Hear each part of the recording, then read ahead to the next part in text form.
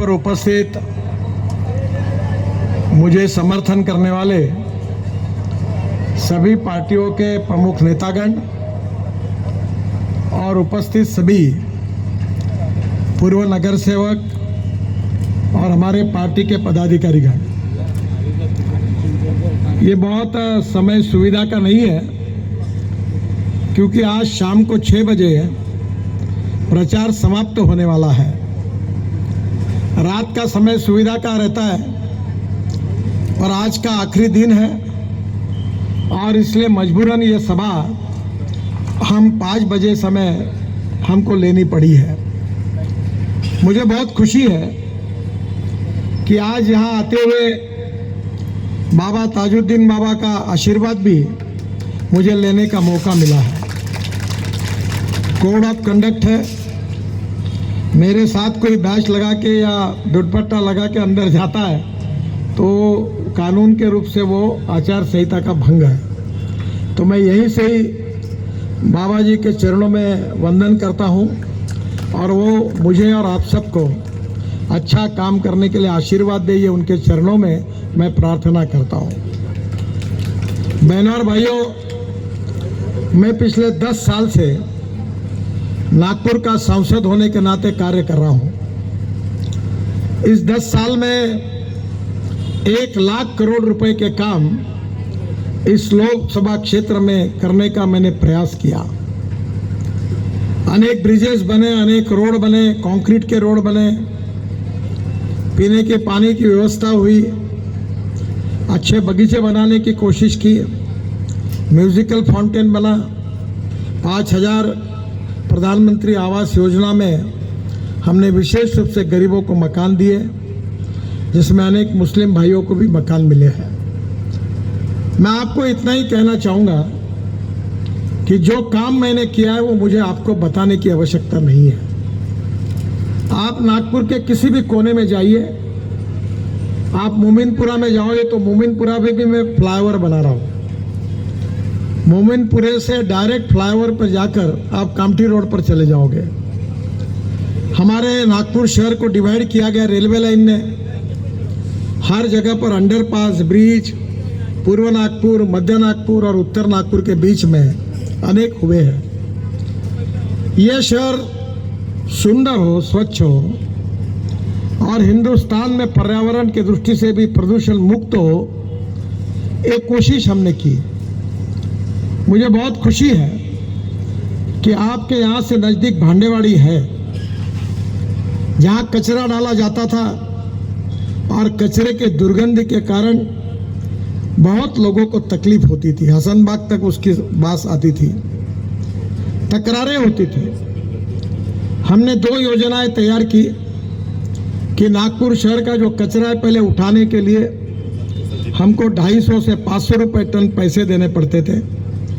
अब हमने टेंडर निकाला और नीदरलैंड की एक कंपनी आई है और वो 50 रुपये टन कचरा जो लेगी उसके बदले में रॉयल्टी महानगर पालिका को दे रही है, वो कचरे का पैसा नहीं ले रही। और इस कचरे को सेग्रीगेट करके, जो मैंने मेरे यहाँ भी प्रयोग किया है कि प्लास्टिक से क्रूड पेट्रोल मेरे यहाँ तैयार होता है। कचरे से जो एग्रीगेट है वो रोड में काम में आता है। मैंने इस देश में, अगर आप दिल्ली जाओगे तो UR2 करके दिल्ली का रिंग रोड है, उसमें 40 लाख टन दिल्ली का कचरा रोड में डाल दिया। आप अहमदाबाद जाओगे तो अहमदाबाद डोलेरो रोड हाईवे है, उसमें 30 लाख टन कचरा रोड के अंदर डाल दिया है। और विशेष रूप से चंडीगढ़ की तरफ जाओगे तो उस रोड में भी 20 लाख टन कचरा डाला है। मैं अक्सर एक बात कहता हूं कि कचरे में वैल्यू क्रिएट करो।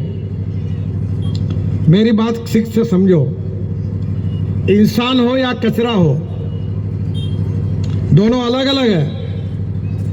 पर अगर इंसान को और कचरे को अच्छी टेक्नोलॉजी मिलेगी और इंसान को अच्छा गुरु मिल जाएगा, अच्छे संस्कार मिल जाएंगे, तो कन्वर्शन वेस्ट टू वेल्थ होता है। अगर कुछ लोग रास्ता भटक रहे हैं तो उसका दोष उनका नहीं है, उनके माता और पिता और गुरु और समाज में कोई अच्छे नेता मिल जाए तो वो अच्छा कर सकते हैं, वो सुधर सकते हैं, जीवन में यशस्वी हो सकते हैं। तारे खान जी ऑटो रिक्शा चलाते थे और मेरे बच्चे स्कूल में पहुंचाने के लिए इनका ऑटो रिक्शा आता था। आज कहाँ पहुंचे? इंसान तरक्की कर सकता है, पर इंसान को अपनी तरक्की करने के लिए सही दिशा मिलनी चाहिए और कचरे में वैल्यू क्रिएट होनी चाहिए। तो पहला काम ये हुआ है कि अब कचरे से हम लोग जो एग्रीगेट निकलेगा वो रोड में जाएगा, प्लास्टिक, ग्लास और मेटल जो लोहा है इसका रिसाइकलिंग होगा और उसके बाद में जो ऑर्गेनिक वेस्ट आएगी वो बायोडाइजेस्टर वहाँ बन रहा है और उसमें सीएनजी और एलएनजी तैयार होगा।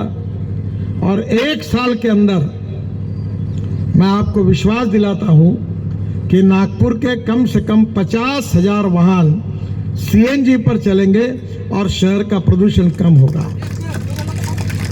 28 टन पर डे सीएनजी तैयार होने वाला है। और अभी 8 दिन पहले ये बजाज स्कूटर के मालिक राजीव बजाज मेरे पास आए थे। उनकी मैंने इलेक्ट्रिक चेतक स्कूटर लॉन्च की थी। बोले आपका हाथ बहुत शुभ है, अब हमने सीएनजी पे स्कूटर लॉन्च तैयार की है, वो भी आपको लॉन्च करना है। तो मैंने कहा मैं तो अभी चुनाव में हूँ, चुनाव के बाद आपको जरूर समय दूंगा। और इसलिए मैं आपको बताना चाहता हूँ कि हमने भांडेवाड़ी का इतना बड़ा डंप यार्ड था वो खाली करवाया। अब वहाँ जो कचरा है वो पुराना बसा हुआ है, वो सेग्रीगेट हो रहा है और वो कचरे से हम लोग पैलेट बना रहे बड़े। और वो चंद्रपुर जिले में एसीसी का माणिकगढ़ का जो सीमेंट प्लांट है उसमें बॉयलर में जलाने के लिए रोज ट्रक से वहाँ भेज रहे हैं। अब उसके बाद अभी उसकी ज़रूरत नहीं पड़ेगी क्योंकि अब उससे सीएनजी तैयार होगा। और नागपुर शहर में मारुति सुजुकी के मैनेजर ने मुझे बताया कि मैंने ही इनिशिएटिव लेकर कामठी रोड पर, रिंग रोड पर सीएनजी का पंप डाला है। ये बैद्यनाथ वालों को मैंने विशेष रूप से आग्रह करके एलएनजी का पंप रिंग रोड पर डाला है। और आप में से अनेक लोग ट्रांसपोर्ट में काम करते हैं। अगर हम सीएनजी का ट्रक चलाते हैं तो 100 रुपये का डीजल जहाँ लगता है वहाँ 50 से 55 रुपये का सीएनजी में काम होता है, 45 रुपये की बचत है। और अगर हम एलएनजी करते हैं तो 100 रुपये का डीजल जहाँ लगता है वह 40 से 45 रुपये का एलएनजी लगता है। तो ट्रांसपोर्ट का किराया तो लगभग थोड़ा बहुत कम होगा, पर डीजल का खर्चा अगर आधा होगा तो ट्रांसपोर्ट वालों की कमाई होगी और देश का प्रदूषण खत्म होगा। तो आज कचरे से वेस्ट टू वेल्थ, इसका सुंदर प्रोजेक्ट का काम चल रहा है जो दिसंबर के पहले शुरू होगा। दूसरी जो महत्वपूर्ण बात है कि आप जो टॉयलेट में पानी डालते हो वो पानी हम भांडेवाड़ी लेके आते हैं और भांडेवाड़ी में वो पानी शुद्ध बनाते, अच्छा करते हैं। और वो पानी पाइपलाइन से कोराड़ी और खापरखेड़ा को भेज रहे हैं पावर प्रोजेक्ट के लिए, जिसके लिए पावर प्रोजेक्ट के लिए महाराष्ट्र सरकार नागपुर महानगर पालिका को 300 करोड़ रुपए हर साल देती है। 300 करोड़। और वो 300 करोड़ आपको ड्रेनेज लाइन, पानी की पाइपलाइन, रोड, बिजली, मार्केट्स खड़े करने के लिए, आपके विकास के लिए खर्चा होते हैं। इसी को कहते हैं वेस्ट टू वेल्थ। और दूसरी बात जो है वो मैं आपको ये बताना चाहूँगा कि ये वेस्ट टू वेल्थ इसलिए होता है कि कोई भी चीज़ का विकास करना है तो पहली बात यह है कि एप्रोप्रिएट टेक्नोलॉजी चाहिए, तंत्रज्ञान चाहिए, फिर विजन चाहिए, दृष्टि चाहिए। मैं बहुत बार ये कहता हूँ कि आप आंखें दान कर सकते हो पर समाज के विकास की दृष्टि दान नहीं कर सकते। नेता बहुत है, पार्टियां बहुत है, पर दुर्भाग्य यह है कि उनको सबको अपने बारे में सोचना है। और इसलिए राजनीति जो होती है, बात तो बड़ी बड़ी होती है, पर चुन कर आने के बाद यही करते हैं कि मेरे पत्नी को टिकट दो, मेरे साले को टिकट दो, मेरे लड़के को टिकट दो, नहीं मिला तो मेरे ड्राइवर को टिकट दो, और 4 भी नहीं होंगे तो मेरे चमचे को टिकट दो। और फिर आपके सामने आकर दुनिया भर का भाषण देते हैं। कथनी और करने में बहुत अंतर होता है, और इसलिए मैं राजनीतिक नेता और कार्यकर्ता नहीं हूं, मैं सामाजिक कार्यकर्ता हूं। और अक्सर आप YouTube पर मेरे भाषण सुनते होंगे। अब वर्ल्ड में सबसे ज़्यादा मैं भाषण देता हूं तो दुनिया में बहुत उसको बेचा जाता है। मुझे 2.5 से 3 लाख रुपए महीना मिलते हैं, फुकट में मैं अपना भाषण देता हूं और पैसा मिलता है। तो मैं आपको बताऊंगा कि केवल नेता करके मेरा मत सुनिए, कुछ बातें मैं आपके हितों की भी बताने वाला हूँ। मैं बोलने वाला साफ हूँ। चुनाव का टाइम है, इसलिए किसी को डरता नहीं हूँ। मैं लोगों को यही कहता हूँ कि भाई साहब, आप वोट देंगे तो भी मैं आपका काम करूँगा, नहीं देंगे तो भी करूँगा। और आज तक मैं विशेष रूप से जो काम करता हूँ वो जात, पंथ, धर्म, भाषा और पार्टी के ऊपर उठकर काम करता हूँ। और इसलिए मैं आपको बताना चाहता हूँ कि जैसे वेस्ट टू वेल्थ है, वैसे दूसरी एक बात आपके लिए बहुत महत्वपूर्ण है जो आप समझिए। वो बात यह है कि innovation, entrepreneurship, science, technology, research, skilled and successful practices, ये ज्ञान है, नॉलेज है। और अभी दुनिया जो चल रही है, जो भविष्य है, वो conversion of knowledge into wealth हमारा भविष्य है। अब जो ज्ञान लेगा, जो बच्चे इंजीनियर बनेंगे, डॉक्टर बनेंगे, अच्छा उद्योग व्यवसाय डालेंगे, वो समाज आगे जाएगा। और जो नहीं करेंगे, वो चाय की टपरी, पान ठेला, कबाड़ी का दुकान, ट्रक ड्राइवर, क्लीनर और अब भंगार प्लास्टिक का, इसके अलावा कुछ कर नहीं पाएंगे। इससे मुक्ति पानी है। मुझे बहुत खुशी हुई, 2 दिन पहले एक कार्यक्रम में अंजुमन इस्लाम के मैनेजमेंट के लोग आए थे और उन्होंने मुझे बताया कि साहब, आपने 96-97 में, आज से करीब 25 साल पहले आपको मिला हुआ इंजीनियरिंग कॉलेज आपने हमें दिया था, और आपने दिए हुए इंजीनियरिंग के कॉलेज के कारण मुस्लिम समाज से 14,000 लड़के लड़कियां इंजीनियर बनी, और उनमें से बहुत से लड़कियां विदेशों में जाकर अच्छा पैसा कमा रही है। अगर आप ये कॉलेज नहीं देते तो इनका क्या होता। मैंने कहा मुझे इस बात का दुख है कि मैंने एक ही कॉलेज दिया, पर आपको कम से कम 5 कॉलेज की जरूरत थी। और इसलिए अच्छी तालीम जहां मिलेगी वहां विकास होगा। और विकास जो होता है, उसका अर्थ, विकास का अर्थ आप जब तक नहीं समझोगे तब तक आप आगे नहीं जा पाओगे।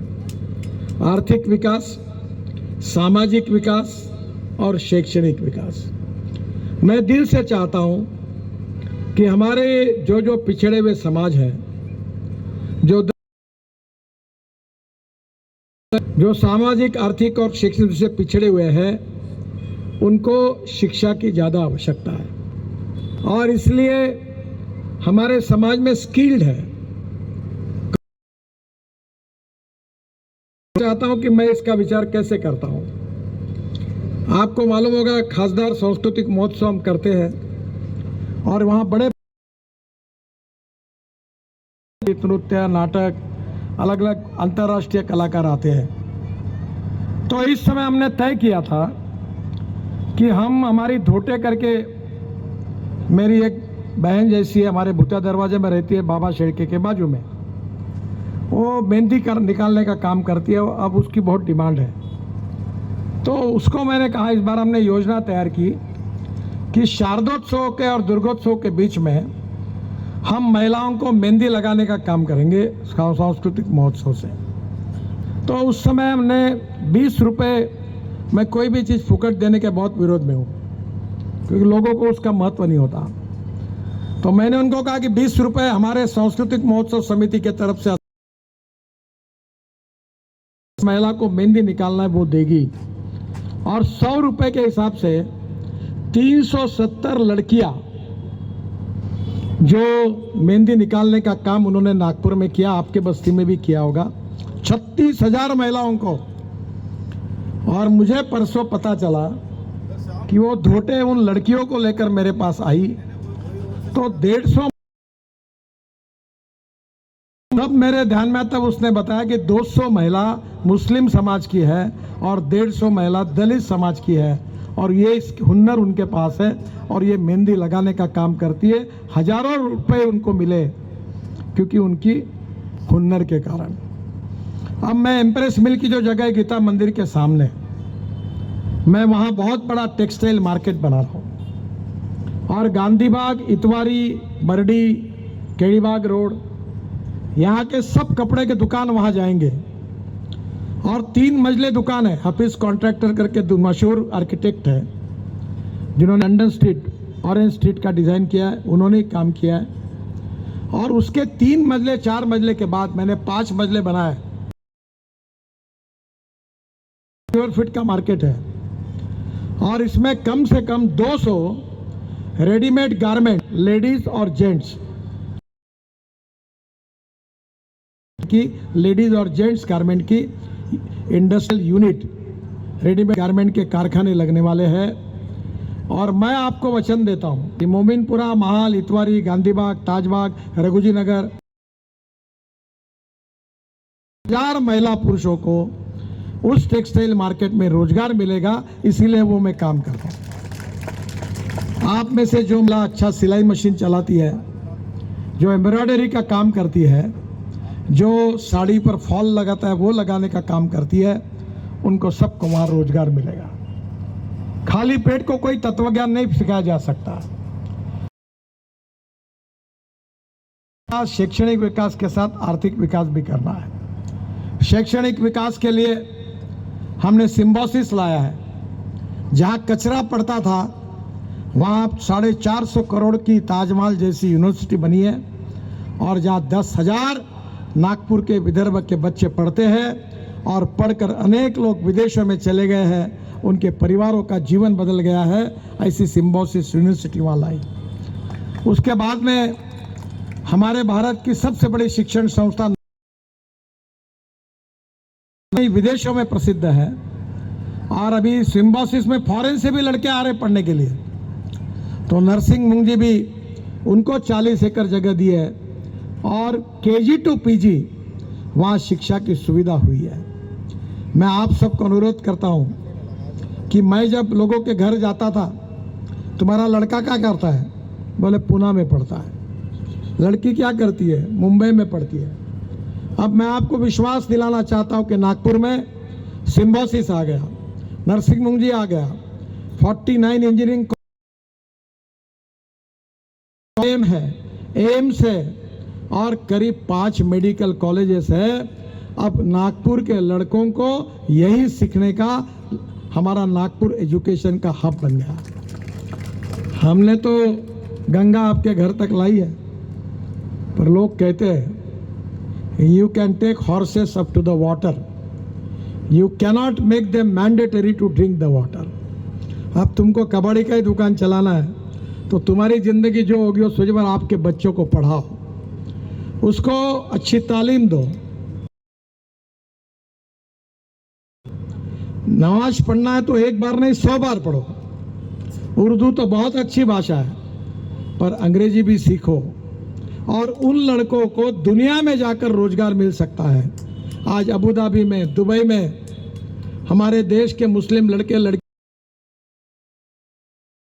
उधर जो यहाँ से पढ़े लिखे, जिनको अंग्रेजी आता है और उर्दू भी आता है, ऐसे अनेक हजारों युवाओं को दुबई में, दोहा में, अबू धाबी में काम मिला उनके शिक्षा के कारण, उनके अनुभव के कारण। क्या आप नहीं चाहते कि आपका लड़का पढ़े? क्या आप ये नहीं चाहते कि आपका लड़का, उसका भविष्य बदले, वो लाखों में तनख्वाह कमाए, पैसा कमाए, उसका घर हो, उसके पास गाड़ी हो, उसका जीवन अच्छा हो, उसको बच्चे अच्छे हो? ये नहीं चाहते? चाहते सब है, पर ये होगा कैसे?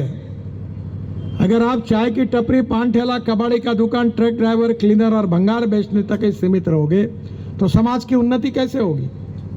और इसलिए आपको यह तय करना होगा बनाना है। और इसलिए जब प्यारे खान जी ने मुझे कहा तो मैंने कहा ताजबाग का तो सौंदर्यीकरण बहुत सुंदर हुआ है, हमने और पैसे मांगे, उनने पत्र दिया था 224 करोड़ रुपए देवेंद्र जी ने, महाराष्ट्र सरकार ने दिए। या किसी का घर बर्बाद नहीं करने वाले, किसी का होटल नहीं तोड़ने वाले। मैंने उनको कहा कि आज है उससे अच्छा बनाओ। तो पहली बात, जितने लोग यहाँ रहते हैं उनको कोशिश करेंगे कि फुकट में सीमेंट कंक्रीट का बढ़िया क्वालिटी का घर उन सबको मिलेगा जो यहाँ लिस्ट में जो है। जितने दुकानें, वहाँ एक मॉल बनाने के लिए मैंने कहा है, और उस मॉल में पार्किंग भी होगा। सब दुकानदार जो है उनको वहाँ धंधा करने के लिए निश्चित रूप से जगह मिलेगी। जो यहाँ जगह खाली है, मैंने उनको कहा कि ताजुद्दीन बाबा के नाम से गरीबों की सेवा करने के लिए यहाँ बड़ा हॉस्पिटल खोलो। जो लोगों को हार्ट का अटैक आएगा, कैंसर होगा, पैर टूटेगा, हाथ पैर टूटेगा, बेचारों को दूर जाना पड़ता है। हमारे महाराष्ट्र के एक संत है तुकाराम महाराज, उन्होंने कहा है कि जेका रंजले गांजले त्यासी म्हणे जो आपुले तोची साधू ओळखावा देव तेथेची जाणावा। जो दिव्यांग है, दुखी है, जो रोगों से पीड़ित है, जो असहाय है, जो जीवन जी नहीं सकते, उनके जीवन में उनको सहयोग करो, उनके जीवन को बदलने की कोशिश करो। उनकी सेवा करना यानी भगवान की सेवा और अल्लाह की सेवा है, इस बात पर मेरा विश्वास है। आपको याद होगा 2004 में मेरा एक्सीडेंट हुआ था, और जब एक्सीडेंट हुआ तो मैं red light leader of opposition था महाराष्ट्र में। ये रामटेक से आते समय मेरे पुलिस ड्राइवर को कैटरैक्ट था। 12 गाड़ियाँ थी, सायरन वाली गाड़ियाँ थी, पुलिस की गाड़ियाँ आगे पीछे थी, और उसको कैटरैक्ट था। मैं एक ट्रक के ऊपर पूरी गाड़ी चली गई। मेरी पत्नी, मेरा बेटा, मेरी लड़की, मेरा पीए, पुलिस ड्राइवर, सब उसमें बैठे थे। मेरा पैर 4 जगह टूट गया, लड़के को भी फ्रैक्चर हुए, लड़की को भी मार लगा, मेरे पत्नी को भी मार लगा। पर जब लोग उस गाड़ी को देखते थे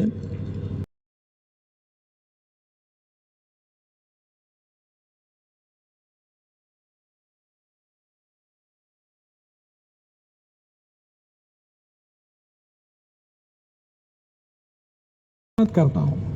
350 लोगों को मैंने पैर लगा के दिए जर्मनी से लाकर। जो स्ट्रेचर पर आए वो अभी बुलेट चलाने लगे, फुटबॉल खेलने लगे।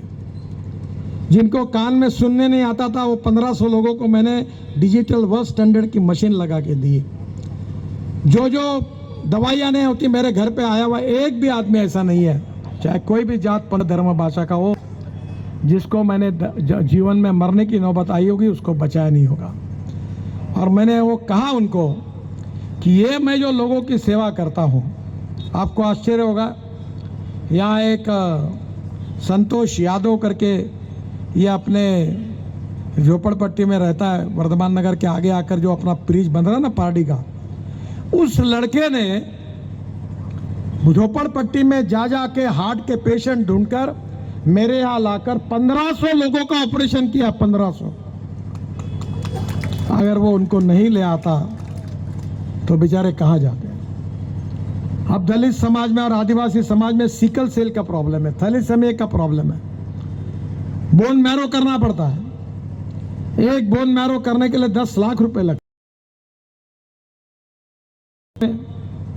ने मुझे कहा, तब मैंने उनको कहा कि उसको बोला ये दलित लड़के हैं, शेड्यूल कास्ट है, बोले इनका बोन मैरो करना है, पर किसी का इतनी हालत खराब है वो 500 रुपये नहीं खर्चा कर सकते। मतलब मेरे को नाम दो सबके।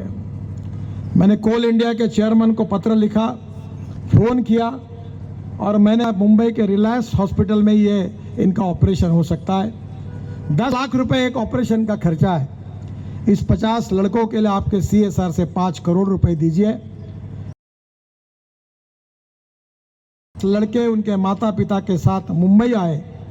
टीना अंबानी की उपस्थिति में रुगवानी को कार्यक्रम हुआ, और वो 50 लड़कों का ऑपरेशन फ्री ऑफ चार्ज हो गया और उनकी जान बच गई। तो मेरा विश्वास है कि मैं आपको ये विश्वास दिलाना चाहता हूँ कि ये लोगों की, गांव गरीब मजदूर किसान का कल्याण करना, यही राजनीति है। और अभी यहाँ तो बहुत लोगों की सभा हुई, हमको गाली देने वालों की कमी नहीं है, पर मैं किसी का नाम भी लेना नहीं चाहता और मैं किसी को गाली भी देना नहीं चाहता। गाली वो देंगे जिनके पास बताने के लिए काम नहीं है। मेरे पास इतने काम है कि मैं अगर बताने के लिए शुरुआत करूं तो 2 घंटे बंद नहीं हो सकता, इतने काम है। मैं कहूँगा आप मेरी फिल्म देख लो और समझ लो क्या काम है, मैं नहीं बता पाऊंगा। और इसलिए मैं लोगों को कहता हूं कि नागपुर मेरा परिवार है, मैं नागपुर का हूं और नागपुर के जो, और इसलिए मैं जात पंथ धर्म भाषा सेक्स और पार्टी लाइन से मैं आपको हजारों नाम बता सकता हूं जो कांग्रेस पार्टी के हैं, जो मेरे विरोध में घूम रहे हैं, उनके भी सब अनेक काम मैंने किए और उनको खड़ा किया। नाम इसलिए नहीं बताऊंगा कि मैं उनकी अड़चन करना नहीं चाहता हूं, क्योंकि मैंने कोई अपेक्षा से उनका काम नहीं किया था, मैंने काम किया।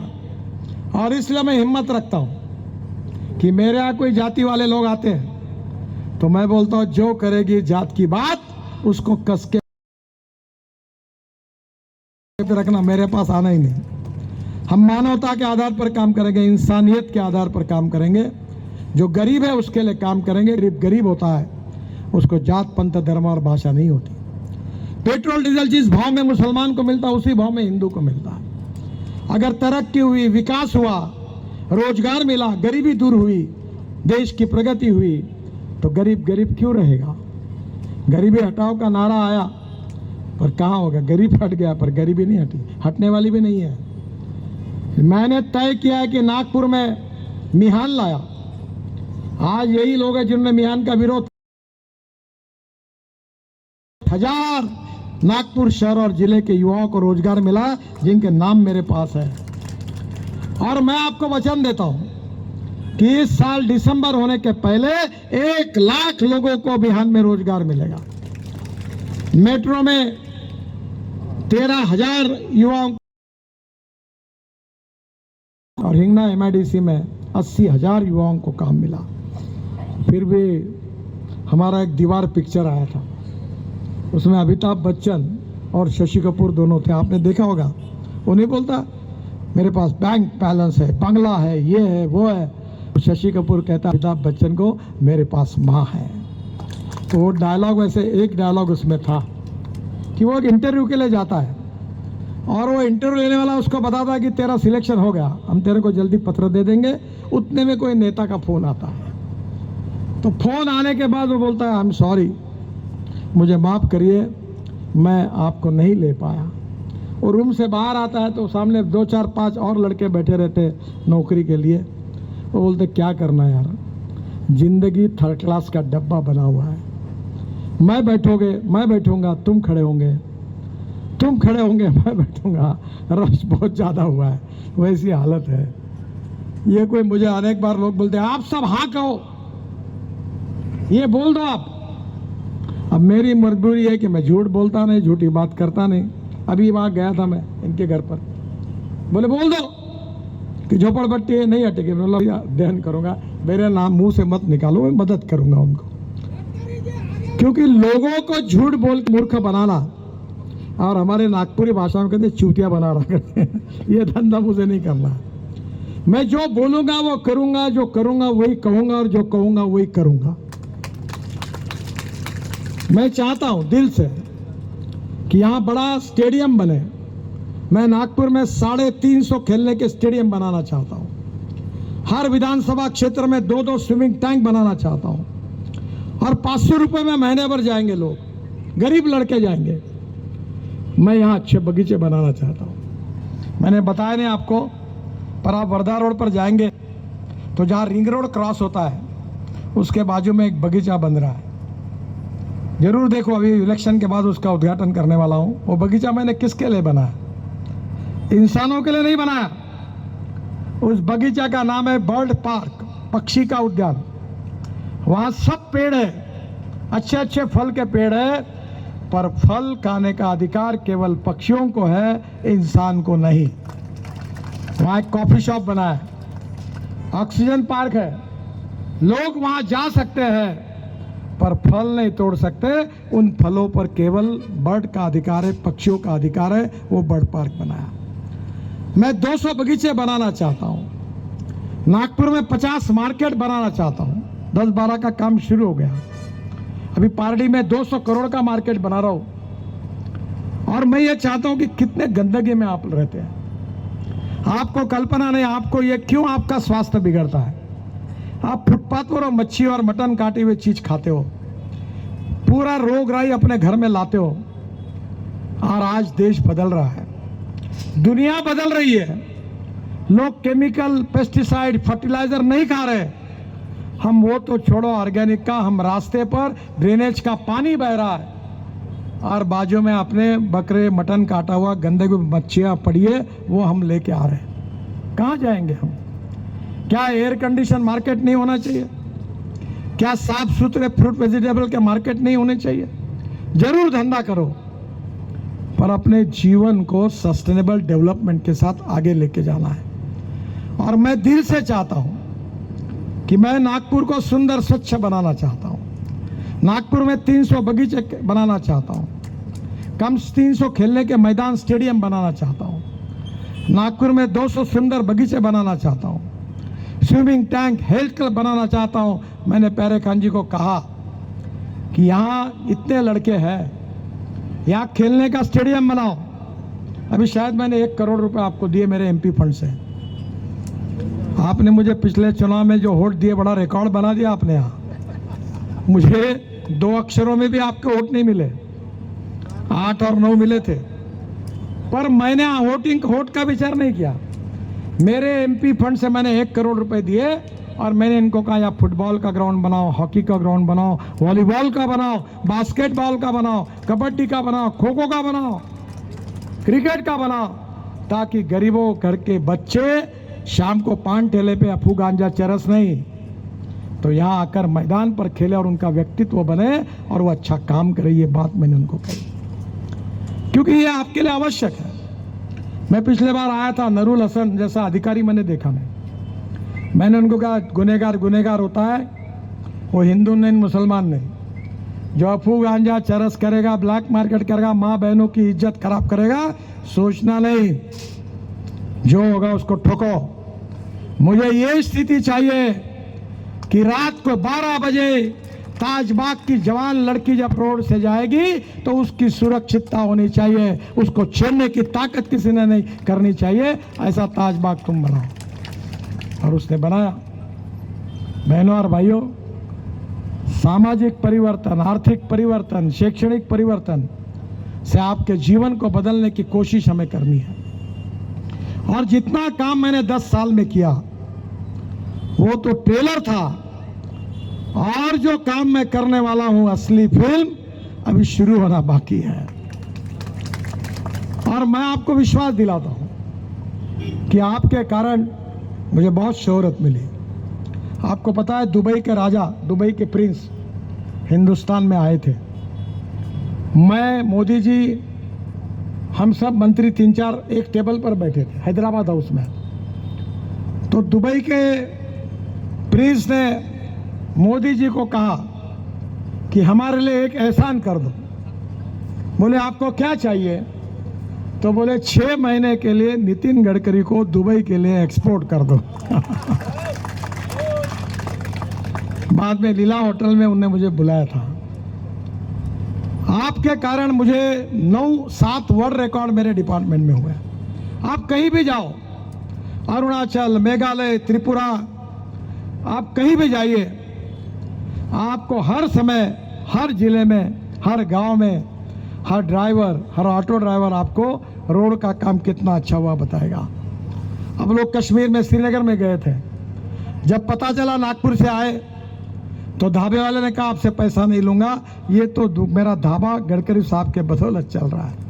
जब लोग अरुणाचल में गए तो टैक्सी वाले ने कहा तुमसे पैसे नहीं लूंगा, मेरा धंधा इतना बड़ा क्योंकि गडकरी साहब ने रोड बनाए इसलिए टूरिस्ट आने लगे, मैं आपसे पैसे नहीं लूंगा।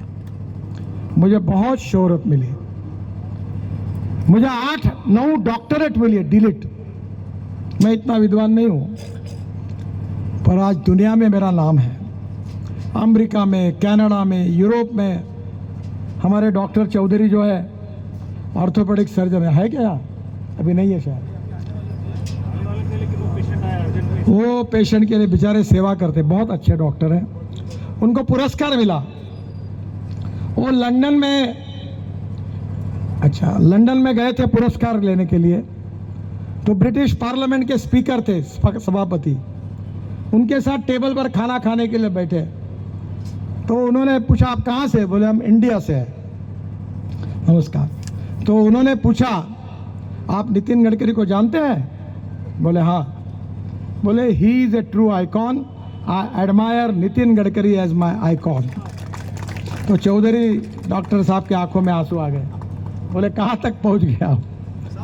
तो मैं आपको इतना ही कहता हूँ, ये मेरघाट में मर्चेंट साहब है, यहाँ इंजीनियर, ये दर्यापुर में रहते थे। वहाँ 2500 बच्चे मेल न्यूट्रिशन से मर गए थे। फॉरेस्ट वाले काम नहीं करने दे रहे थे। मैंने इनको कहा कि कोई कानून नहीं, कोई नहीं, किसी का सुनो मत। और फॉरेस्ट के कॉन्जर्वेटर ऑफ फॉरेस्ट को कहा था कि तू अगर इस बार फिर से अगर दिखेगा यहाँ तो साले याद रखना गोली से फूंक दूंगा तेरे को। इनकी साक्षी है।